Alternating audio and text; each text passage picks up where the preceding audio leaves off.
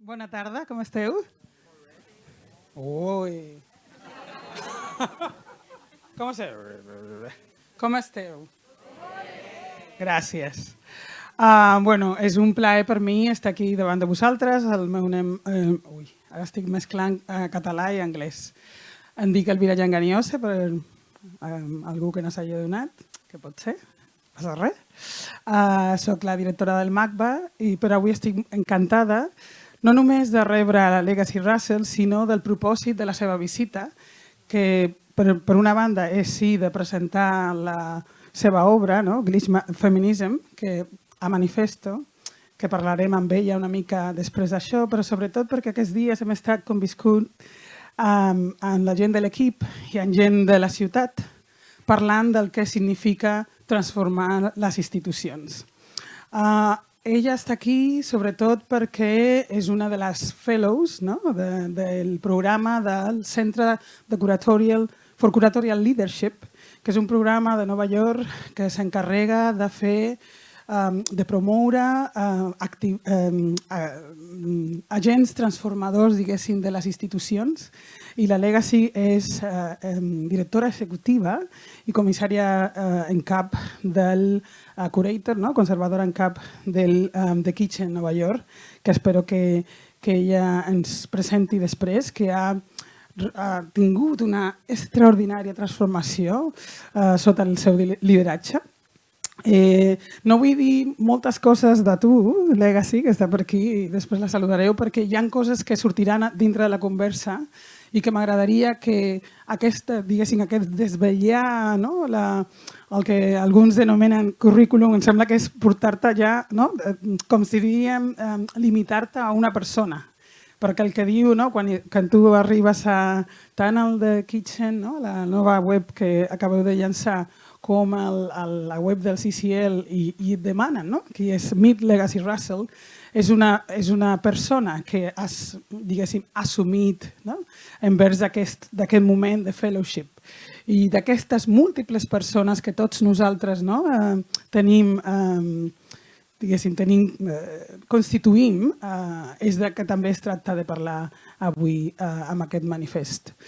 Sense més dilació, el que farem ara és posarem un vídeo que ens ha preparat la Legacy i que serà el suport de la conversa per a aquells de vosaltres que no heu tingut l'oportunitat de llegir aquest magnífic llibre, del que també tindrem temps de conversar després del vídeo i del que espero que sí, l'heu llegit o que sí sentiu la urgència, la curiositat, el desig o l'espontaneïtat de fer aquestes, de consultar amb ella, també tindrem un temps, no massa llarg, però sí un temps perquè pugueu fer les preguntes. De fet, aquesta hauria de ser una conversa oberta a tothom, no només a mi en la possibilitat, perquè jo l'he tingut una setmana en què ella ha vingut aquí al MACBA amb el suport del Centre for Curatorial Leadership per estar amb nosaltres, perquè el Centre for Curatorial Leadership considera que aquesta és una institució transformadora, una institució que està trencant amb la seva pròpia història, que està intentant una nova, diguéssim, un rebirth, una nova fundació, diguéssim, i sobre aquests paràmetres, que suposo que també tenen a veure molt amb certes formes de poètica negra feminista, també xerrarem avui. Us deixo amb el vídeo i continuem. Merci, fins ara.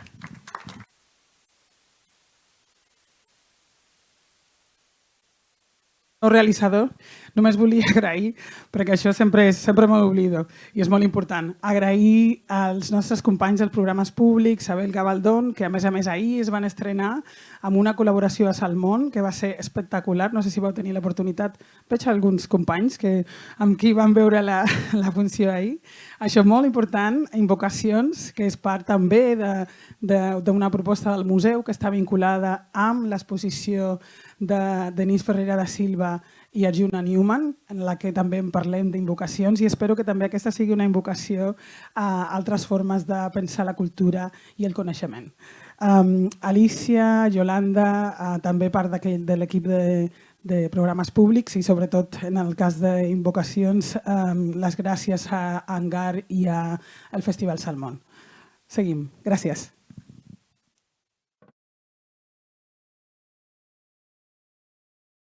Thank you. Such an honor to be here. I'm always nervous because Elvira is such a rock star. So well, I don't know about that, but today the rock star and the attention, my dear, is to you. Thank you so much for sharing with us this piece. And I was saying at the presentation that there is something you bring, which I felt a bit weird to start talking about some sort of biography. When what you're trying to do with Glitch is particularly open up, these new worlds, hacking not only your own body but your history. But so we will unveil, if you will, some of the narrative that conform the various persona that are in you, that live within you, both in real, IRL, yeah. or AFK. Exactly. And also within, And I have to say, there is an incredible array. I guess this has to do with the pandemic, but also the kind of also work you project digitally that one can access to so many of the presentations and what you have done, workshops around this manifesto. Mm-hmm. And to me, one that calls immediately to mind, and I had gone back to it repeatedly because I love the way that you begin, is footnotes at the very least. And this is something that is accessible if you want online. But I say that because you talk there about a criticism, something you wanted to, or you consider as a proper language to start approaching art. And in relation to that, I would like if you can start the conversation thinking about criticism, thinking about those moments in footnote, but particularly, and for me the most importantly, is your first book, because Black Meme, also published by Verso, is on its way, and maybe also the translation into Spanish will be following that. But particularly thinking about finding a certain kind of language and manifesto being the formula you decide to use. And I want to see if you can expand on that to begin reflecting on the conversation. Yeah, I think it's really interesting because when I started this project, it was kind of not meant to exist in the public realm. I was going to graduate school. I was living in London at the time, and I was working on my dissertation at Goldsmiths and thinking a lot about spending all this time in the classroom reflecting on queer bodies and kind of this question of Black culture inside of visual culture, and having it, of course, be densely theorized, often to the point where it felt like I couldn't even recognize myself. And so, as I began to speak more with my peers and with artists that are in my community and people who I consider kind of my chosen family, it was amazing to hear the amount of folks who are going through this kind of experience of graduate study, who were every day inside of the classroom having themselves recited back to themselves, so kind of going in this loop. And so, the question really of recognition and kind of legibility became something that I was maybe quite obsessed about. And I did the thing that everyone says you should never do, which is I started kind of a dissertation on top of my dissertation.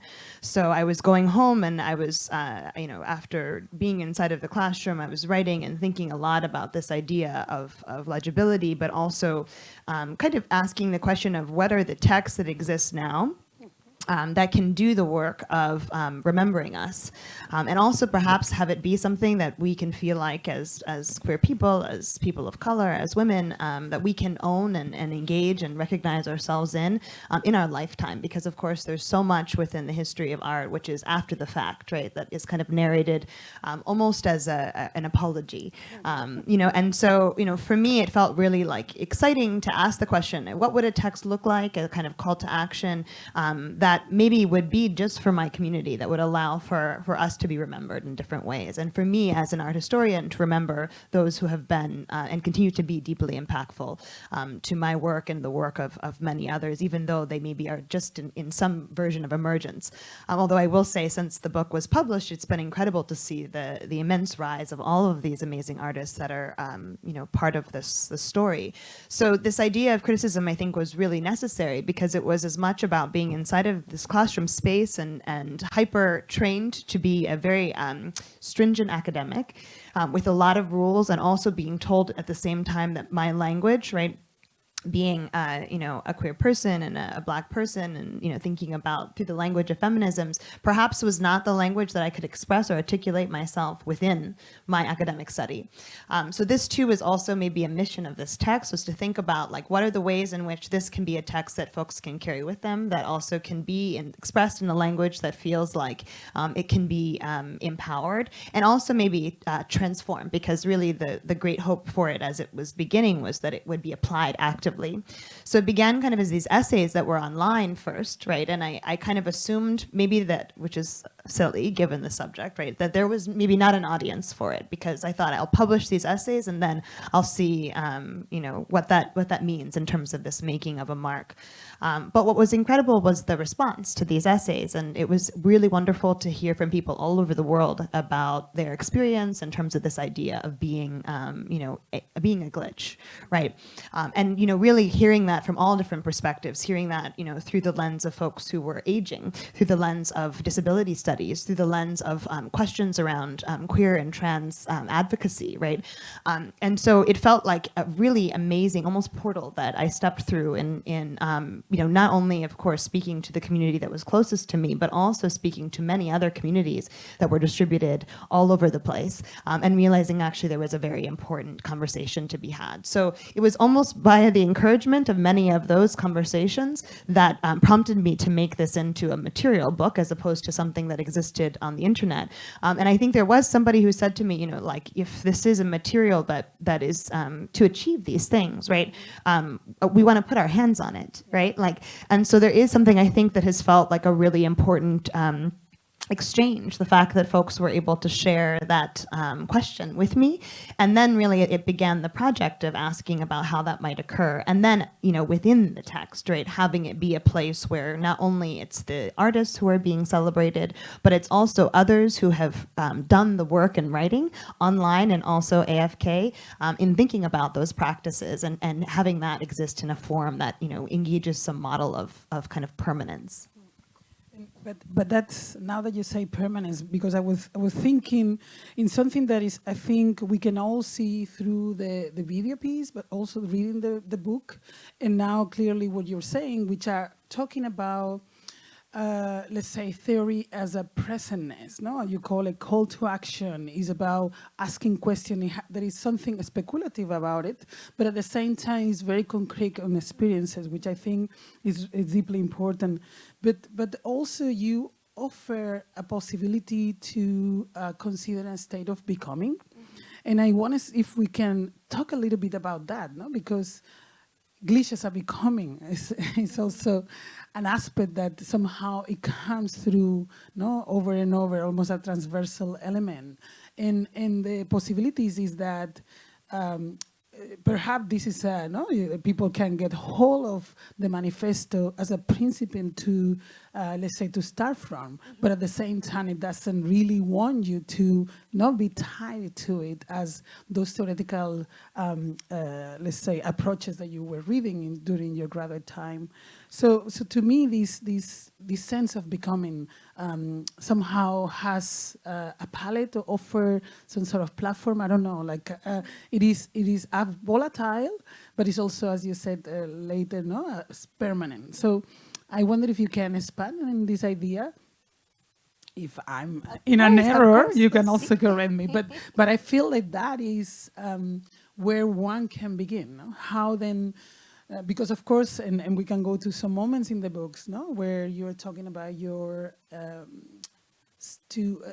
I'll find it in a second and I'll refer to it. But this approach to, and you said also when we talk about remix, for instance, no, like that, like certain definition that is the undeterminacy of or the undefined, how one finds rootness in something that is transient and it feels grounded. Exactly. Yeah. I mean, I think the question of becoming, the book itself almost does something that is incomplete, and I appreciate that, because I think the format of the manifesto, there were many books written in the process of writing this first book. It was like, a really extreme exercise in terms of the duration, because there were these different types of texts and also different types of voices that I had to unwrap in thinking about how it was that this should be expressed. And the question of the manifesto was something that was really important to me, because manifestos do things that are impossible, right? They give us a version of the world that perhaps has not even been realized yet, but frustrates maybe our sensibilities in a way that can allow for us to at least think about what could exist on that other side. And there also is this thing about becoming in relationship to world building, but to think about this question of the glitch is also very much so about the ending of worlds, right? And acknowledging that there have been certain assumptions made about women, about trans people, about queer people, about people of color, that actually are consistent with a model of the world that unfortunately is a failed state. So it's, I think, been a really interesting kind of frame to look through, because a manifesto on the one side is an impossible imagination, but on the other side, it asks set questions, right? It kind of puts forward ideas that require the reader or the receiver of this to complete the project. And so what has been, I think, really amazing is not only, of course, the existence of this as a reference text, because there are so many folks who are using this material inside of classroom spaces and engaging in pedagogy, either alternative outside of institutions or inside of formal institutions, which has been so inspiring. The amount of amazing reading groups I've been invited to, right, where folks are applying this in different ways and talking about how they see this inside of their local space is really important. But also really seeing how people then stretch the text and kind of break and remake it. And that, I think, has been really exciting. It does something that's different maybe than what other folks who are authors would maybe hope for, which is this idea that the text itself is this complete circle, but rather really asks of the reader, right, to carry the text forward, to have it become something that is intersectional, to challenge it, and also as well to think about this question, which I think is very important to me, of remembrance, right? How do you think about entering into the academy, the institution, right, and asking a different set of questions about what it means to be remembered, and having those things happen, in a place where we can be seen and heard, which to me feels really important. It's been really valuable, especially in entering into my position at the Kitchen, now almost 2 years in leadership there, with great joy with the team, and to think about this idea of really what the privilege is of being inside of that leadership role has been the act of being able to participate in remembrance, right? Institutional remembrance, archival remembrance, shaping exhibitions as an act of care. So these are things I think that also too are part of that value set of becoming, and having that kind of transitory state or kind of blurred space, right? Really be something that actually is a position that is a really essential position for folks to occupy, to understand actually that there is really not a singularity in how we are existing in the world. And it is frustratingly often, right, that it is people that are existing or have historically been marginalized or oppressed who are often given the kind of worst responsibility of developing the defense mechanism of having to always be fully arrived, right? The journey actually, or being in becoming, is actually something that becomes a privileged state. And so that in itself, I think, also is really necessary to kind of embed and to think about how that can be enacted in the world really as a right and a privilege. Is there an institutional glitch, or can the glitch be an institution? I love that question, and actually it's come up before, and I think a lot about this question of the institution in relationship to a glitch. I think the Kitchen, to give a little bit of history to those who are new to the organization, it was founded in the 1970s. It was founded by Woody and Steina Vasulka. These are two artists who were, kind of at the cutting edge, way before their time in media, really, and thinking about video. It's called the Kitchen because it was founded in a kitchen, which is a logical place, right? But thinking about this idea of the kitchen as a site, right, is such a special thing, because the kitchen is a laboratory. It is a site where the senses are engaged. It's a place often where, you can have a party. I often think you set up your whole house, and then your whole house, nobody's there, but they're all somehow crammed into the kitchen, right, and having a good time. It's a place where people want to convene and come into contact with each other, right? And so this idea of the kitchen, now running for 50 years, has been a place where we're thinking about what does it mean to have artist models, right, where artists are standing at the center? And what does it mean to have things be driven by the senses and tactile and critical, and also with the privilege and right of this idea of kind of claiming space as a process, right?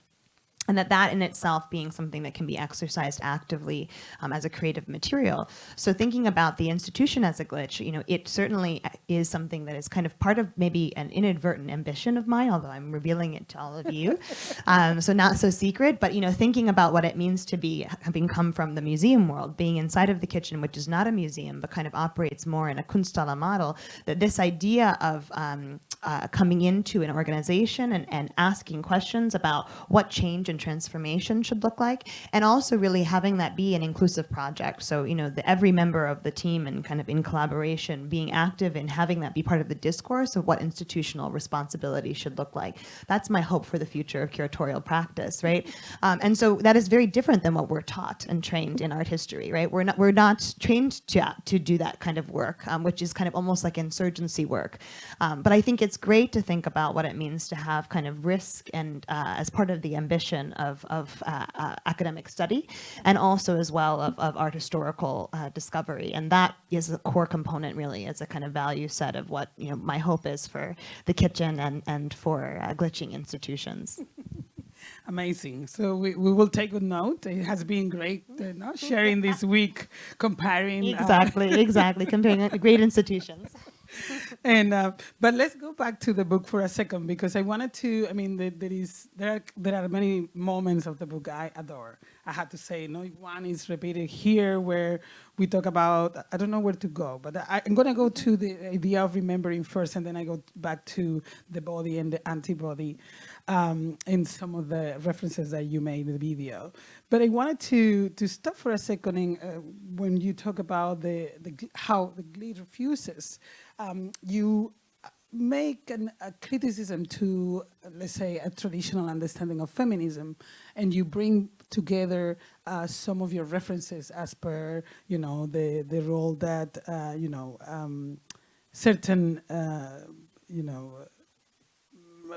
activists and others have had. No? And I was thinking particularly in your moment where you talk about Sojourner Truth and the notion of I'm a woman, how the glitch and feminism connect. No? And I don't know if you can talk a little bit about that, like how that formulation, in a moment in which then a free slave, but freed slave, but an enslaved person is considering herself through that, the ghost, the ghost of the enslaved body, I think is crucial to a narrative that you bring together, also with this sense of refusal. So I want to see if you want to take that in consideration to how certain understanding of blackness within the formulation of that history and that sense of remembering tackles in a way that intersectionality recover all these other aspects, and not only the body, the black body, but also all those signifiers that had determined the marginalized aspect of a history that we continue to transform, hack, and redeem. Well, there's an amazing quote by Sojourner Truth, who is, of course, a really important Black abolitionist and figure of kind of Black feminist histories, who was I think an icon of, I would say, early Black feminisms. And she says, and this is a very brief sort of abridged version of it, but she says, "Ain't I woman?"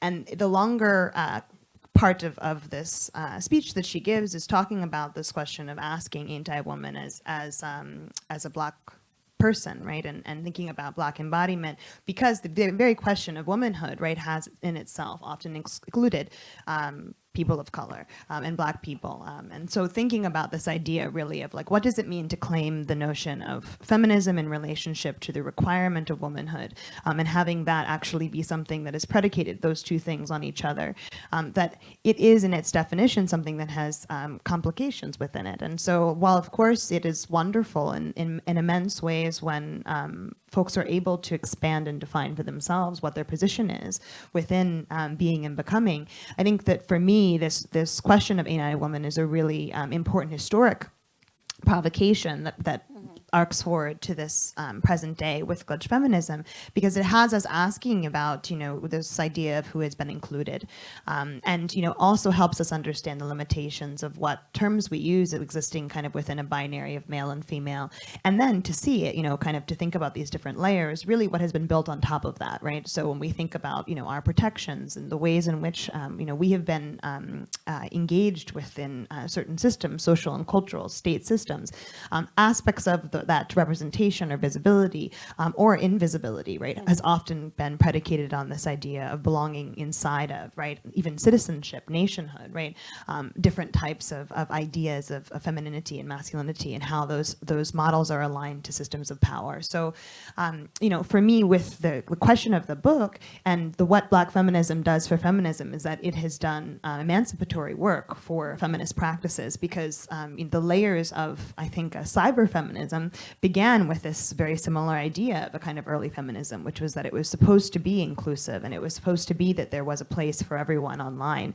But as we see through the 90s, as the kind of project of cyberfeminism continued to grow, that many of the core contributors that continue to be acknowledged today actually often are following within a frame that are a white feminist frame.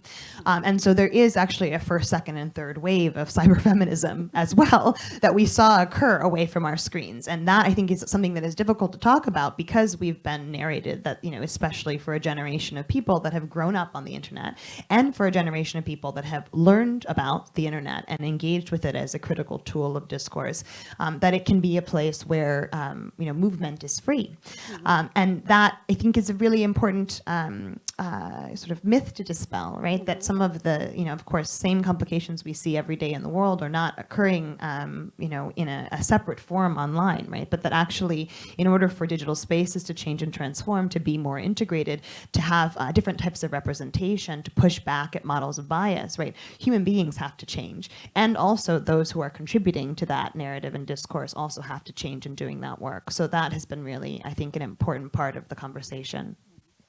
Thank you so much. We are getting to a point, as I said to you earlier, that I would love for folks here that are interested in joining us in the conversation to start thinking the questions. So we have Jordi there with a mic.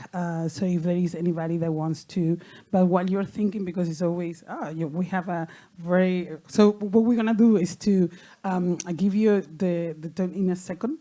I just want to talk to you about this idea of, so one of the moments where you talk about the glitch survives and start detaining what are the elements of the manifesto, no? You call it this sentence, one is not born, but rather becomes a body. And one is not born, but rather becomes a glitch. The glitch becoming is a process, a consensual diaspora towards multiplicity that arms us, tools, carry us, devices, sustain us as technology, while urging us to perceive, to survive, to stay alive. No? And the sense of staying aliveness is asking for a different kind of container, let's call it, for the lack of a better term, since body isn't. No? Yeah. I mean, I think to this question of container, like this is a kind of fatalist position, but I think it's actually important to put on the table here is that, to the question of selfhood in the places where this text has come into existence, if one were to follow the rules of art history and also really of kind of the social and cultural constructs of abiding by a narrative of who matters, right? That this text would not exist, right? That I would not exist in my current form inside of the institutional position that I hold, right? Because the very imagination of these different sites perhaps could not even contain as containers, right?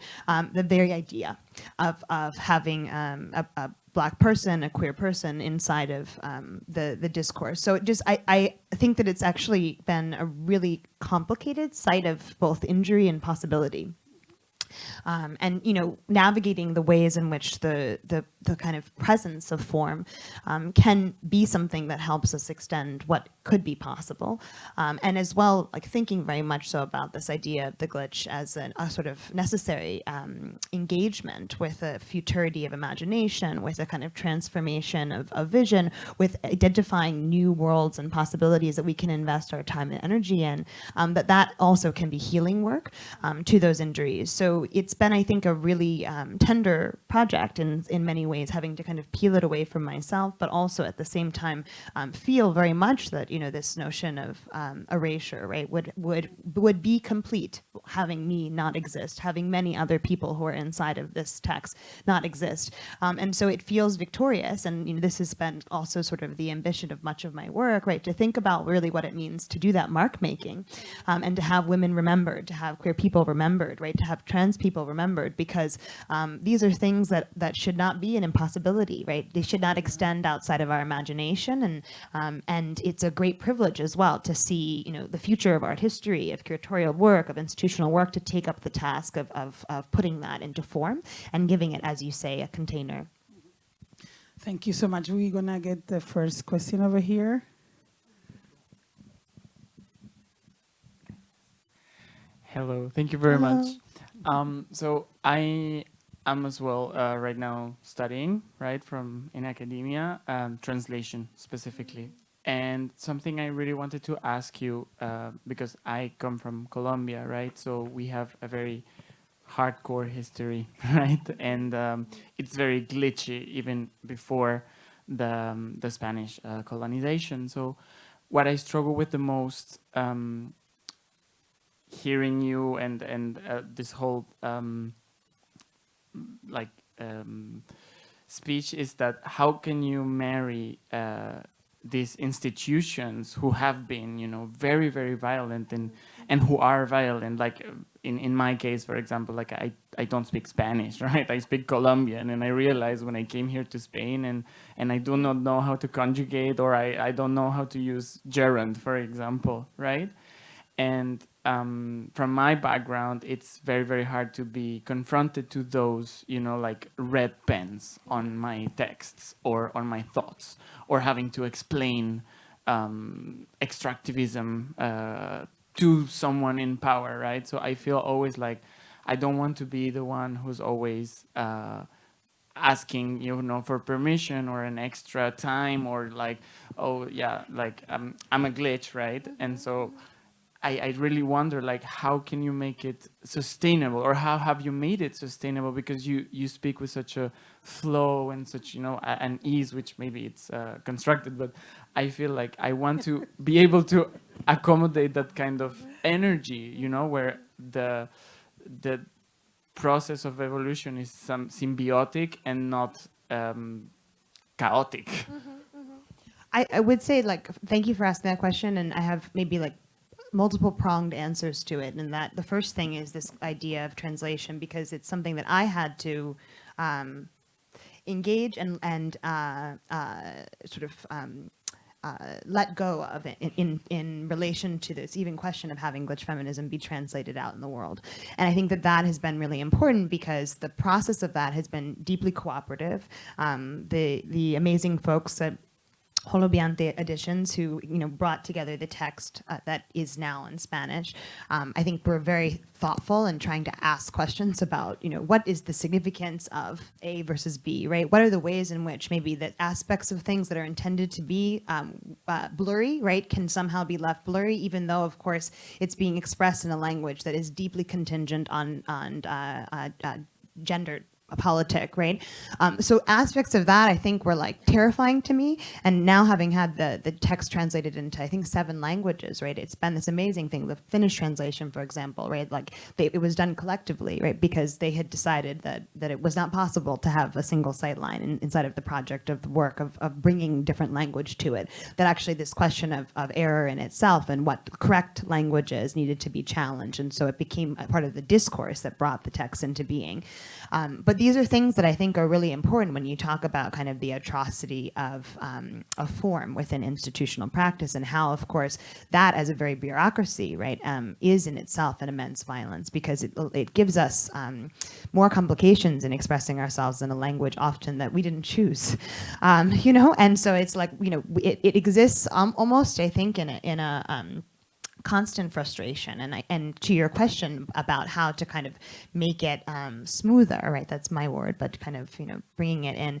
I feel like that every day it's a frustration. And, the act as well of thinking about institutional space as inherently violent space, right, becomes a question too of what does it mean to be reparative within that work, but also acknowledge that there will be points where things don't agree. And that actually it is a necessary part of that work, right? Like to think about this through the lens of, museums as institutions, right? Or thinking about sort of cultural spaces, right? To ask about, what does that mean in terms of what does it do to the shift of space and time? Because it means actually that the time of the institution has to function differently in order to accommodate and engage the critical questions of how language needs to perform. And also that people will perform in their language, right, in different ways, and there needs to be space to try to talk about what that looks like and to fail. So these are things that I think, are not they're not simplistic, and they shouldn't be, right? But they enact violence all the time and can be deeply painful, to your point of the kind of the red pen, and especially within systems that require language to function in a certain way and determine as well what does and does not succeed, or is remaining visible. So for me, my response to that, was this text, because I was inside of these different spaces and necessarily being told every day that aspects of what I wanted to bring into the language of the text, right, even if I was speaking the same language, was not enough, because it had to exist within a certain form that was modeled after a form that I had been given but did not choose, right? So I think these projects of what is imperial or colonial, right, are embedded in so much of what we do when we choose to pursue our studies and engage with the practice of building language together. And it becomes, I think, a very necessary thing too to ask the question of where are you creating that space that exists as a protected site, right, that perhaps can be a space where you are, continuing in your discovery and exchange with your chosen community, with communities that are engaged in those same questions that perhaps maybe cannot exist in the academy or the site of the institution as it stands now. And that is acknowledging, right, the failure of the institution, while at the same time creating new space for you to kind of model in what those next steps should look like. Thank you very much. Thank you. Super. There is another question here and here. There are 4 rows. Yeah. Thank you. No, Jordi. I think she's first. Sorry. Sorry if I made a mistake. I think we had time. Thanks. Hi. Hi. So when I first read Glitch Feminism, I was overcome by this really beautiful sense of nostalgia of the early internet and screen names and the playfulness that came from being able to slip and slide between your identity. Mm-hmm. And then I fast forward to specifically thinking about the US, mm-hmm. The way that the internet has almost become an overt weapon against a lot of the people that you're speaking directly to in Glitch Feminism. Mm-hmm. Period tracker apps are dangerous now. There's no don't say gay laws where people have to overtly hide these parts of their identities that don't conform to the mainstream. So, moving away into this post-platform capitalism world where, we are kind of perpetually encouraged to be ourselves, but in this really plasticky brand, show up with your identity, but show up as your identity as it exists on your driver's license. Mm-hmm. So I wonder how can we continue to think of the glitch in this world where glitches are I don't know how do I say this, where it feels like the glitch feels more and more threatening, mm-hmm. but at multiple levels, at economic levels, at a physical level, at an intellectual level. Mm-hmm. Thank you for that question. Well, I think it was amazing. This book, when it came out inside of one of the greatest collapses of all time, right, which was the pandemic. And that was something that was not anticipated in any way. But I think it was an important place for it to enter into the world, because what it did was it incited a lot of discourse and also had it mirrored alongside of what you're saying is this kind of romantic arc of 1990 to present. I feel like from March until August of that time, we saw us almost go back to, you know, this is in 2020, began in March, everybody was saying, oh, the internet's solving everything. Institutions, museums were saying, we're putting everything online, everything's free, it's great. Then by maybe like April, May, people started getting really upset because for absolutely very key reasons. There were really critical questions about access and inclusion, about who was being represented, about artists having their work capitalized as content, right? And then basically by August, it was total chaos, right? So I think that like it was interesting in that collapse that almost the full history of 1990 to present was embodied. And brought the entire world into that discourse, as opposed to it being what I had experienced previously, being inside of conferences and panels and things where it was a lot of folks who are identifying through a history of cyberfeminism or were familiar with that in an academic space, but then suddenly here it was standing in the world with us. And for me, what it reminded me of and kept front and center was this very important challenge, which is really that these are not new circumstances. And I think that it has been surprising to us in this period of pandemic and beyond, because it revealed to us so many of the cracks and failures really of the systems that have existed around us all along. And the questions of precarity, which many would argue, I would argue that have not shifted, right? They've shifted form, they've shifted visibility, right? They've shifted strategy, but actually much of it is consistent all along. And in the United States, I think there often is this question, people talk about this idea, and to call on Sherry Turkle, which is this notion of alone together. The fear of the internet as being a situation where everyone is fractured and isolated and alienated, that the worst things are occurring only online and are predicated by a digital presence, largely because of the fact that people are separated from one another as opposed to unified. But then, of course, at the same time, right, two different realities can coexist, that actually some of the most important political and social movements have come into being because of digital space, that actually many of the same sort of questions of censorship, you are absolutely correct, have been managed to be skirted and engaged with differently and provided a different type of audience and voice, because actually digital space has been functional enough to allow for those meetings to occur. So there is, I think, this complicated moment we are in history where it cannot be one or the other. It actually is inherently both, and that's what makes it horrible and also fantastic. And so I think, it is a immense thing to say that I am often quite optimistic. I feel optimistic through the lens of this text, and also as well as it has aged, right? Because it has been in the United States out for some time, entering into new translation here in Spain. But really, asking this question about, what is its relevance, right, as this internet space continues to shift. And I feel very strongly that, this question of platform capitalism, it existed inside of this text in the moment that it was written. It continues to be an urgent question, but actually the institutions of online space, right, mirror our institutions away from our screens. And that, I think, is something that continues to be a really immense trouble to try to resolve, but actually cannot be resolved through the digital space alone, because there is so much work that has to be done through, to the point of the previous question, the violence of our institutions as they exist in physical space and what that enacts onto historically oppressed people. So, I would want for the future of this work, right, for folks to consider, this notion of kind of to bring us back almost to a different era of like the kind of, what is it, like the kind of tune in and drop out kind of idea, right, which is a sort of 60s imagination. This notion of sort of disconnecting from broadcast as being the solution to resolve how these pain points and wounds are occurring, and violences, right, digitally or otherwise.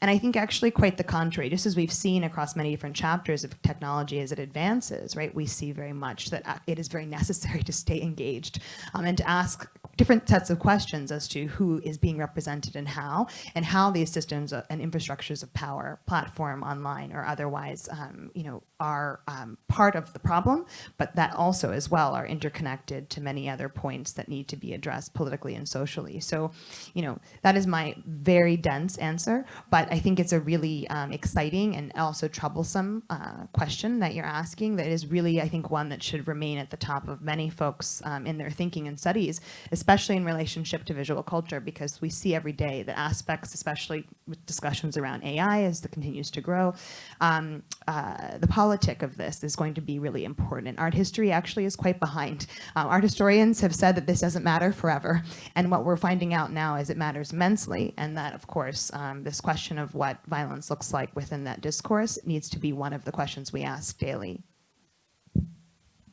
I think there was somebody else asking a question in the second row over here. And we will probably have time for another one. And so. Hi, thank you. So my question is going to feel a little bit like a variation of the last question. I'm so sorry. You probably already answered some of this. So also I'm going to change it slightly. I came out of age in the 90s, and my first connection was with a modem, and it really resonated with me, the first part of your book, when you were talking about the modem sounds and how much of a spell we felt there. But I think that's something that makes it very different in terms of like online experience between my generation. I don't consider myself a native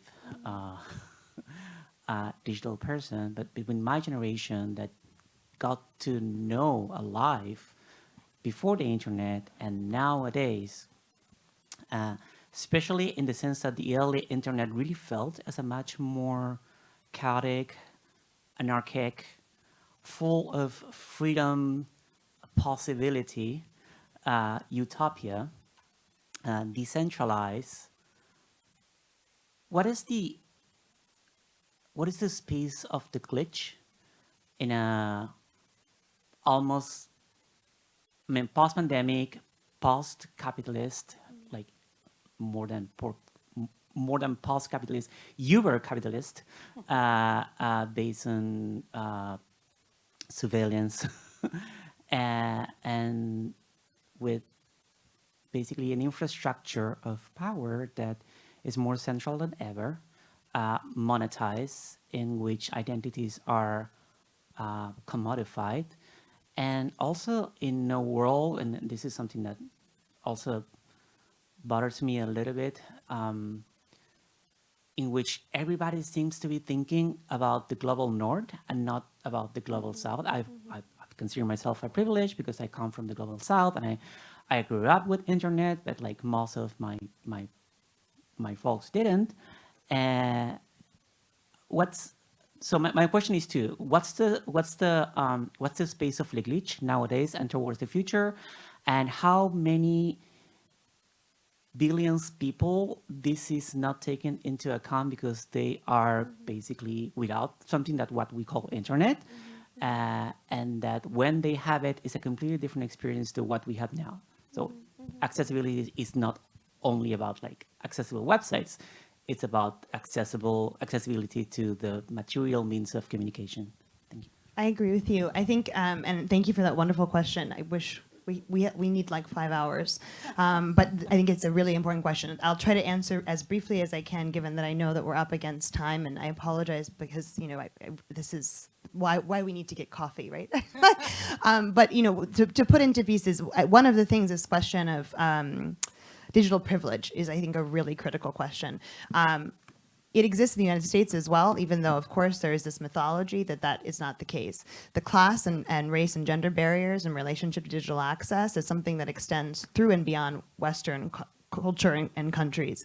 I think it is really dangerous when we presuppose, right, as well, that all things that are digital are emancipatory. They're not. The very idea, right, of the architecture and real estate, the digital space occupies what has to occur, right, within the kind of farming of that material. How, of course, surveillance engages with that is something often that is most invisible to us, right, which allows for the very imagination of this notion of what is decentralized and chaotic and this beautiful coming of being in the 1990s. Which even then, of course, was false. It was, you know, a kind of fiction as it was being created, because the very root of the internet was the ARPANET, right? So this is a militaristic framework that has then become something that in many ways has rebranded itself and felt safer and more comfortable to all of us. people don't know about that, right? It's actually amazing when I go into classrooms and people still think that for whatever reason the internet was built in 1990, when actually it has several very important turning points that are precursors to that, and also established too the same frameworks that have now kind of looped back in setting the precedent for what it can be used for.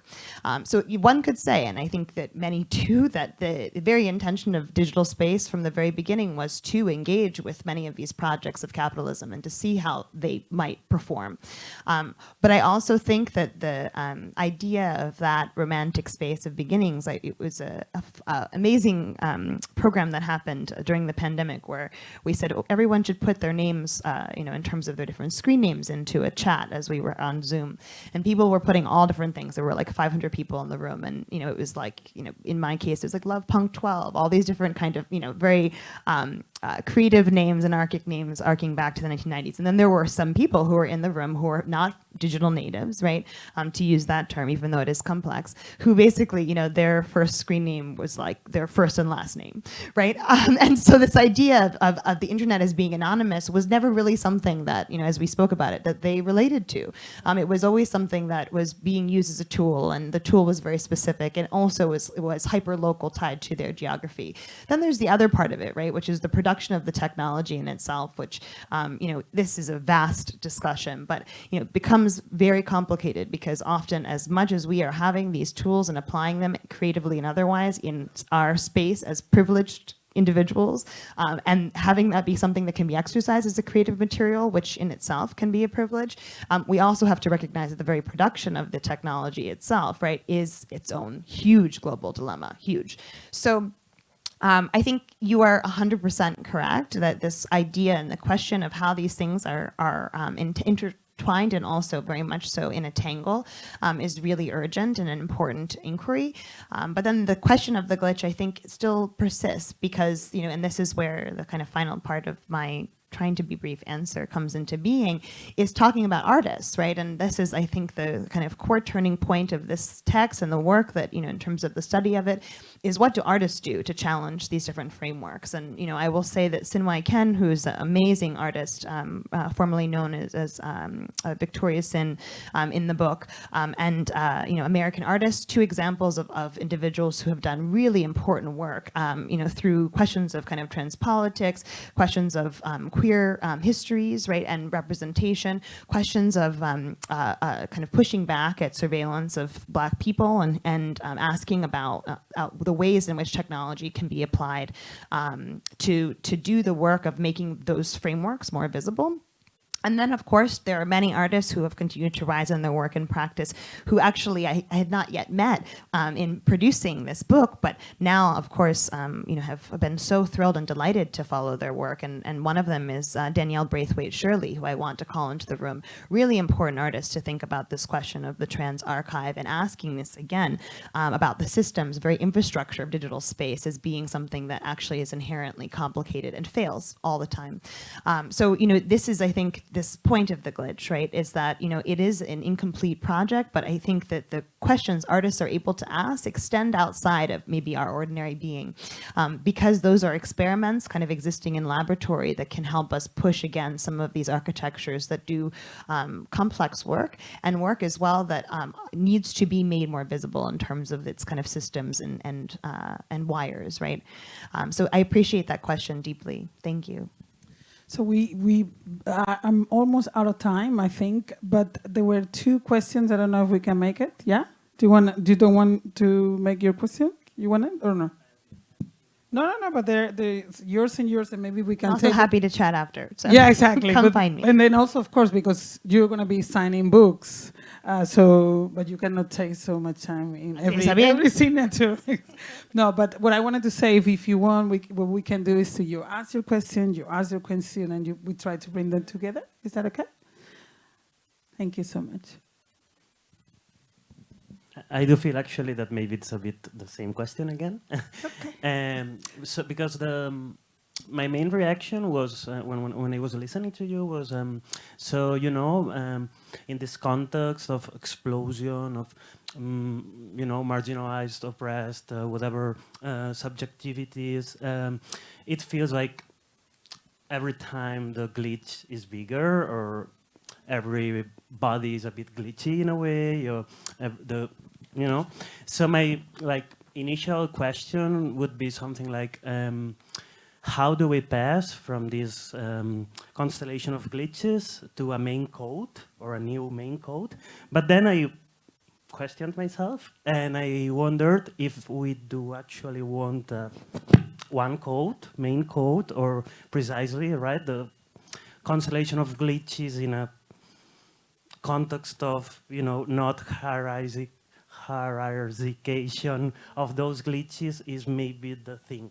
I would agree with you in the questioning of oneself. I do often. And so I think it's something that I actually feel it's really important to me, that there is this idea of what it means to exist in this idea of mainframe, and then also as well acknowledging that the text was written actually not necessarily to call for that, but actually to have the inverse occur, which is that, this notion of error and existing in terms of a place of difference and distinction, right, is actually something that's part of a necessary multiplicity, and that's exciting and really important to allow for a space where that can occur, as opposed to feeling like it has to become something that exists within a singular frame and then perhaps is a sort of singular standard.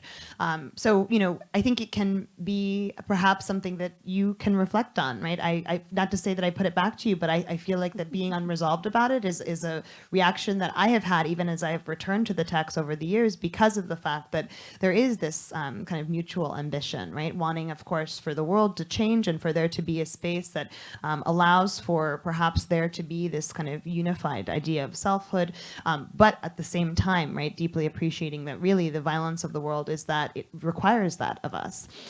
So these are things that I think can be relatively existential, although important. But have you found that the fact of working in an institution force you into a form, in order to give form to that glitch? Yeah, I mean, I think that people try to read me every single day, right? And I appreciate that it always is interesting, because I am very much aware of the body that I'm existing in and what people do or do not believe, right? And so, I think oftentimes I kind of tell the story about the kitchen being called the kitchen, right? And I think probably in the early inception of the kitchen being named the kitchen, perhaps one could never have imagined that a Black woman would be running the kitchen. When I am in public space, often when I say I am the director of the kitchen, people think that I'm saying something funny, because they're imagining, right, that I am trying to crack a joke about the actual site of a kitchen that exists nearby, right? These are things that are deeply political, that speak to this question of legibility, and also show us the sort of racial and class and gendered assumptions about where people assume we belong. The idea that I would be talking about an institution, right, sometimes still extends into this realm of impossibility. So these are painful things, right, that, kind of come down to this idea of being and becoming, but also necessarily remind me of the position, right, of being inside of an institutional space, thinking about language as it matters deeply, right, and what it means to have that discourse be something that is front and center, and to have us be able to analyze, right. Language actually has its own historic site that, we are required perhaps to exist within, right, push beyond, and then, as well to redefine. And the very last question. Thank you so much for your patience. Thank you. This is more of a, I guess, practical question. You said something that really stood out to me, where you said doing curatorial care work, and I thought, okay, the glitch is also generative. So my question is around, if we think about archives, particularly of marginalized communities, and who holds that memory of those archives, the glitch also generates kind of a tension between who has historically held, memory of other people, and what does that look like in the everyday? So let's say you're working with communities that you're part of, or communities that want to work with you, but what would that look like if we actually realize that part of the care work is about letting go of things that we maybe were holding on to as a form of practice? So if you could speak to that from just like a practical point of view. Yeah, I mean, the kitchen has an incredible archive. It's run for 50 years. So I can use a very concrete example. There are many folks that are in the archive. There's over, I think, 4,000 artists who have existed in the kitchen's history. Many folks who are in the archive, there are places within just art historical practice discourse that folks have never been written about.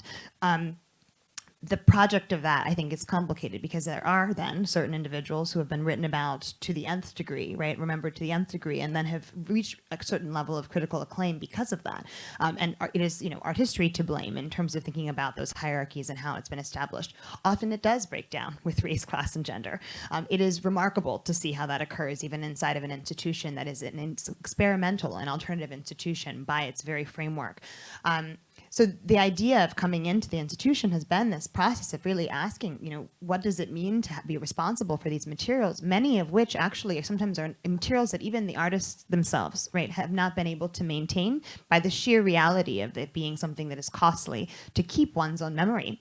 Then there's also the other component, which is this idea of kind of the right to be forgotten, right? This notion that actually not everything is intended to be saved and stored, and the kitchen having a program that extends between performance-based practice, which at points can be more ephemeral, and then as well thinking about exhibitions, which are often obsessed, in terms of thinking about art history with this colonial idea of keeping the object, right, obsessed. The cost of that is something that is catastrophic, right? And I'm not talking about the economic costs. I'm talking about the sheer idea, the spiritualism of it, and asking as well about, what does it mean to preserve, right, or maintain? And we see this, of course, in the really important debates that are occurring tied to restitution, right, and belonging in terms of materials going back to their countries of origin or sites of origin. So I think it is a really important frame because this idea of archives allows us an opportunity to think about what it means to kind of crack open this notion of ownership and to also ask about what should be disintegrated and have artists be participatory within that project alongside of curators and cultural producers and having that be part of the labor of the institution as opposed to thinking about it solely through the lens of everything must be kept. And then everything must be kept is also something that needs to be set into the frame of kept and shown. Because, we can imagine there are so many things that we've seen that at points I feel like I should turn away, right? Because it is unclear whether, what the ethics are of us being able to see and engage with histories that often are histories of marginalized cultures and as well of people that perhaps at the same time, right, we're not meant to be viewed under glass. So I think, we are asking as, and I say we, thinking about my position as a curator and thinking about, inside of art history, a necessary different set of questions because it might require us to be thinking about what does not belong, right? And as well, what perhaps is this idea of the intent of the originating source and thinking about how that can be honored differently, as well as asking about what access looks like, because of course there has been such a force of injury within maintenance of materials, but having those things actually at points be interpreted in ways that are, so set apart perhaps from how they were engaged and brought into being in the first place. So it's a really exciting and weird moment because I think that folks who are inside of the study, right, through academic institutions or outside of them, are really critical to this project and having it exist in both places, not purely driven by institutions, but also, of course, as through the collective project of artists working together, of archivists working together, and having people go into the study of that as being with those intentions as a next generation of thought within the pedagogy of the work and also the ways in which we can kind of reshape what remembrance can look like. Thank you for that.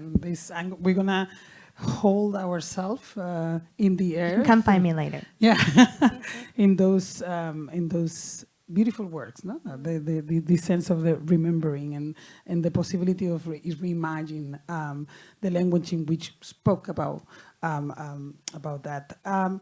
Just to say, we could be here forever. I love speaking to you. Muchas gracias a todos. What a pleasure. But this has been an incredible week.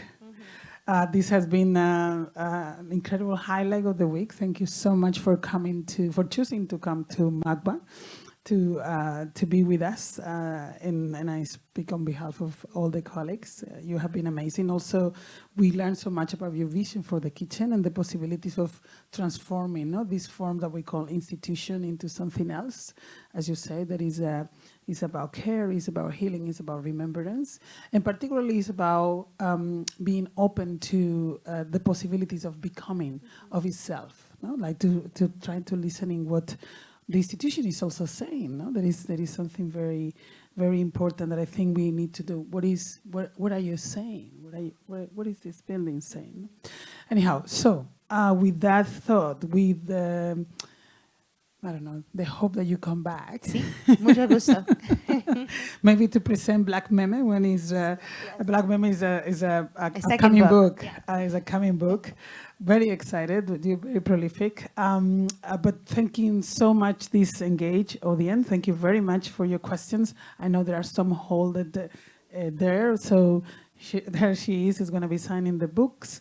But thank you so much. I'll see you guys in, if not earlier, in the invocation next week's 21st and 22nd. A collaboration, as I said, that we are doing with the Festival Salmon. Nestor, one of the curators, is somewhere there, also a participant. And who is it? And Andrea is also here. Fantastic. Both curators that are putting together this incredible program, and we are calling these sortileges and canteris, and as I say, invocations, not only here, but also in collaboration with partners around the neighborhood. And it's very exciting for us. One person said to me at some point that MACBA needed to be the galvanizer of certain kind of a new sense of culture, a call for revolution, many things. And Anna Manovens, who you know, when I was preparing for this role, she said the museum should be a place where memorable things happen to you. Absolutely. And I don't know if you agree with me, but I think this night has been memorable. Thank you very much, and I'll see you guys next time.